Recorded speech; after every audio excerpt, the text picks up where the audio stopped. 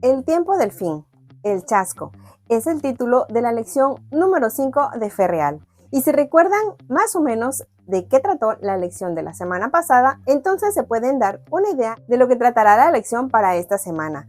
Recuerden, esta es la lección para adolescentes o para el departamento de intermediarios de la Iglesia Adventista del Séptimo Día, pero no solamente es útil para los adolescentes, es útil para todos. Jóvenes o adultos podemos aprender algo nuevo del estudio de este folleto. Comenzaremos con la ilustración inicial, que recuerden que es simplemente una ilustración, pero tratemos de identificar qué relación puede tener esta ilustración con el resto de la lección, pero principalmente con las citas bíblicas de la sección Dios dice, de la cual pueden escoger un versículo para memorizarlo durante la semana. Vamos a comenzar. ¿Dónde está, Señor? Ella sentía que Dios jamás la abandonaría en sus momentos de necesidad. Después de todo, Él se lo había demostrado durante sus 16 años de vida. Con seguridad, tampoco lo haría ahora que estaba pasando por la mayor desilusión de su vida. Con lágrimas en los ojos, recordó su primera tragedia. Tenía solo 9 años y regresaba de la escuela con su hermana gemela Elizabeth cuando comenzó el alboroto. «Detente, niña consentida de la maestra», le ordenó airadamente una compañera de clases mayor que ella.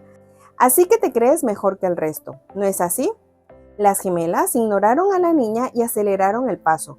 Recordaban las palabras de su madre que les había dicho: «Nunca peleen con nadie. Si alguien los amenaza, regresen rápidamente a casa». «¡Cobarde!», le gritó la niña mientras levantaba una piedra del camino. Cuando Elena volteó a ver cuán lejos estaba la niña, ésta le lanzó la piedra con todas sus fuerzas, golpeándola justo en la nariz y tumbándola al suelo con el rostro bañado en sangre.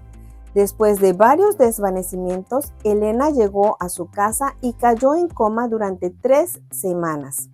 Cuando volvió en sí, su mundo había cambiado para siempre. El que una vez había sido un lindo rostro había quedado desfigurado, al punto de que su propia familia la encontraba irreconocible. Sus amigas la rechazaron. La soledad se convirtió en algo común para ella y la timidez y la baja autoestima ocuparon el lugar de su antigua disposición alegre. A pesar de ello, Dios vino a mí, cuenta ella misma. Lo busqué con todo mi corazón y Él escuchó mi clamor. Me mostró que yo era de gran valor y que Él me amaba. Tocándose el lugar de su antigua herida, dijo: «Si no hubiese sufrido este accidente, tal vez nunca habría aceptado a Jesús». Pero esa fue su primera tragedia. ¿Qué ocurriría ahora? Era un 23 de octubre, el día después de la fecha en que junto a un grupo de seguidores de William Miller habían estado aguardando el regreso de Jesús a la tierra para llevarlos al hogar celestial. Lo habían dejado todo por aguardar ese día. Su iglesia había excomulgado a su familia, los Harmon, por haber adoptado la doctrina fanática del regreso literal de Jesús. Habían soportado años de burlas e improperios debido a sus puntos de vista, pero habían concluido que bien valía la pena. El 22 de octubre Jesús regresaría y acabaría con el pecado, el dolor, las enfermedades, la división, la guerra y los crímenes y supliría todas sus necesidades. Algunos de nosotros incluso regalamos nuestras granjas, nuestros negocios y todas nuestras posesiones materiales, recordó más adelante Elena al referirse al suceso. Ya no tendríamos necesidad de nada porque estaríamos en el cielo. Pero Jesús no regresó. ¿Había sido engañada? ¿La había abandonado definitivamente el Señor? Durante cierto tiempo, Elena se quedó contemplando el firmamento como si pudiera mirar al mismo cielo. Entonces declaró con un suspiro: «No, Dios no ha abandonado a William Miller ni al resto de nosotros. Tampoco hemos sido engañados. Ese año de preparación había sido el más maravilloso de nuestras vidas. Dios se había manifestado con poder por nuestro medio, llevando a los pecadores más endurecidos a que escucharan nuestro llamado a rendirse a Jesús». Entonces sonrió mientras recordaba: «Hemos cumplido con nuestro deber y vivido de acuerdo con la palabra de Dios. Él nos hará salir airosos de esta gran desilusión, al igual que lo hizo durante mi niñez. Acto seguido se secó las lágrimas y caminó resuelta de regreso a su hogar. Mi opinión. Imaginemos que nuestra abuela es una señora adventista famosa que ha servido a Dios desde que era niña. A lo largo de los años, Dios la usó para fundar muchas escuelas cristianas y de esta manera educar a miles de estudiantes necesitados. Ahora nuestra abuela sufre de Alzheimer y nuestro abuelo está muy desilusionado porque Dios no la ha sanado. Dice que Dios la abandonó y que por lo tanto ya no quiere saber más nada de ese Dios. ¿Qué le diríamos a este hombre que nos enseñó a amar a Dios y a confiar en Él y en su palabra?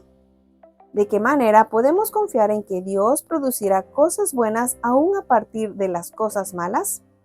¿A qué edad deja de usarnos el Señor como instrumentos para dar a conocer su amor a los demás? ¿Qué tratan de decir? No hay problema tan grande o complicado que no podamos escapar de él. Son las ostras heridas las que reparan sus conchas con perlas.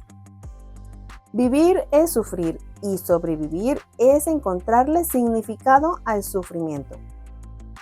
Siempre está mal en cualquier parte y para toda persona creer una cosa cuando no se cuentan con suficientes evidencias. Dios te examinará no en busca de medallas o de títulos universitarios, sino de cicatrices. ¿Llorarás tú cuando me muera? Me aferraré a Cristo como un cadillo se pega a un abrigo. ¿Qué les parecen estas frases? Traten de identificar cuáles de estas han sido escritas por sinceros ciudadanos del reino de Dios y cuáles no. Y después traten de escribir su propio pensamiento. Y entonces, el gran chasco y el santuario celestial son temas importantes porque nos llevan a preguntarnos lo que otros han preguntado durante muchos siglos. Si podemos confiar en Dios, si Él cuida de nosotros y si tiene una solución para el problema del pecado. Los mileritas apostaron todo a la promesa que había hecho Jesús de que regresaría a esta tierra para acabar con el pecado y el sufrimiento y para llevar a sus seguidores al cielo. Ellos concluyeron erradamente que la tierra era el santuario que sería purificado por el fuego de la segunda venida el 20 de octubre de 1844, cuando llegaba a su fin la profecía de los 2300 días o años. Jesús les mostró que en realidad lo que había ocurrido era que el santuario celestial había sido purificado del pecado y que su regreso ciertamente estaba cerca. Les dio la tranquilidad y la luz que necesitaban para sobrellevar el chasco y sobreponerse a sus críticos. Los primeros adventistas recibieron ánimo a pesar de los detalles del servicio del santuario. Al estudiar este tema, vieron a Jesús como el gran sumo sacerdote que fue castigado por nuestras faltas, pero que vivió a fin de interceder por nosotros. Su primordial objetivo era perdonar nuestros pecados y desarrollar su carácter en nosotros. Por medio de los símbolos del servicio en el santuario del Antiguo Testamento, les aseguró que el pecado no seguiría existiendo para siempre. Algunos mileritas se sintieron reconfortados con esta nueva revelación que les aclaró el gran chasco que habían sufrido y los llevó finalmente a convertirse en adventistas del séptimo día.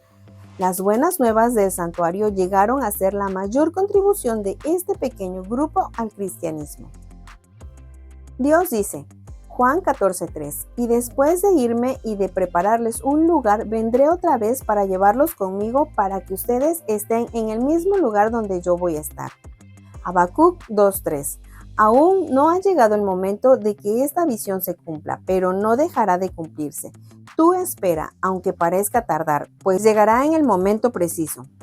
Hebreos 10:35, no pierdan pues su confianza porque ella les traerá una gran recompensa. Tito 1:2. Sostenidos por la esperanza de la vida eterna, Dios, que no miente, prometió esta vida desde la eternidad. Segunda de Pedro 3:9 y 10. No es que el Señor se tarde en cumplir su promesa como algunos suponen, sino que tiene paciencia con ustedes, pues no quiere que nadie muera, sino que todos se vuelvan a Dios. Pero el día del Señor vendrá como un ladrón. Entonces los cielos se desharán con un ruido espantoso, los elementos serán destruidos por el fuego y la tierra, con todo lo que hay en ella, quedará sometida al juicio de Dios. Mateo 10:30. En cuanto a ustedes mismos, hasta los cabellos de la cabeza, Él los tiene contados uno por uno. Salmo 77:13. Oh Dios, tú eres santo en tus acciones. ¿Qué Dios hay tan grande como tú? Apocalipsis 21:3 y 4. Y oí una fuerte voz que venía del trono y que decía: Aquí está el lugar donde Dios vive con los hombres. Vivirá con ellos y ellos serán su pueblo, y Dios mismo estará con ellos como su Dios y secará todas las lágrimas de ellos, y ya no habrá muerte, ni llanto, ni lamento, ni dolor, porque todo lo que antes existía ha dejado de existir. ¿Qué tiene que ver conmigo? Aunque apenas estemos al comienzo de la adolescencia, es muy probable que nos hayamos visto afectados por alguna de las siguientes situaciones: divorcios, despidos, muertes, fracasos, opresión, injusticias, enfermedades y accidentes. Y la lista de calamidades humanas podría continuar. Tal vez alguien nos haya preguntado dónde estaba Dios cuando sucedieron algunas de estas cosas. Quizá nosotros mismos nos hayamos preguntado si realmente Él cuida de nosotros y si algún día terminará la larga pesadilla del pecado en esta tierra. La buena noticia del santuario es que Dios se interesa por nosotros y por los estragos que el pecado ha causado en el planeta. Él envió a su Hijo no solo para proclamar la sentencia de muerte de Satanás, que es el padre del pecado, sino para asumir nuestros pecados personalmente, de manera que no tengamos que sufrir la muerte eterna. Lo que es más, Él nos ofrece gratuitamente su vida perfecta para que por fe la hagamos nuestra en cualquier momento que querramos. Dios ha retrasado misericordiosamente su segunda venida a esta tierra para que todos acepten su maravillosa oferta. Y al hacerlo, estaremos borrando el pasado y asegurando nuestro futuro, pero también enriqueciendo nuestro presente, pues Jesús se preocupa por todos los aspectos de nuestra vida. Él no pone fin ya mismo a todas las formas en que se presenta el pecado, pero nos da el poder para que luchemos contra él. Nos transforma para que dejemos de ser agentes del mal y nos convierte en agentes del bien. ¿Cómo funciona? Dios quiere que sepamos que Él se interesa por nosotros y que podemos confiar en Él.